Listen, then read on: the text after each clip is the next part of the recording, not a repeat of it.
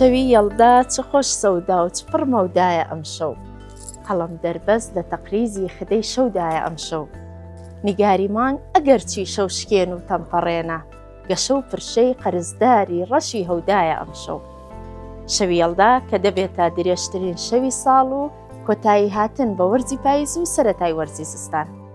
لەم شەوەدا کۆبوونەوە سازەکەین، بە خواردنی میوەی وشک و گوێز و مێوش کاتەکەمان بەسەرەبەین، مۆمدا گرسێنین. هەروەها شاعیرانی کوردیش هۆنراوەی زۆریان لە بابەتی شەوی یەڵدایە هەیە، بەڵام بیرت لەوە کردوتەوە کە یەڵدا گرنگترین و جوانترین وانەمان فێرەکە، فێرمان دەکا کە هیوا لە دەست نەدەین، ئەگەرچی تاریکی چەندە درێژ بێ ڕووناکی بەدوادادێ.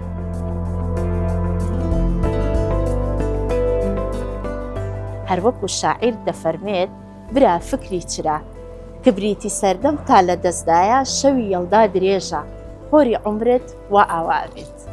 کەواتە شۆڕشێکی گەورە چاوەڕێمەکە لە گۆڕانکاری لە شتە بچووکەکانەوە دەست پێ بکە و بەردەوام بە. یەڵدا فێرت ئەکا کە لە کاتێکە هەموو شتێک تاریک و ساردا ئەتوانین وەکو ئەو مۆمانەی لەم شەوەیەدا گرسێنین بۆ یەکتری ببینە ڕووناکی و گەرمی.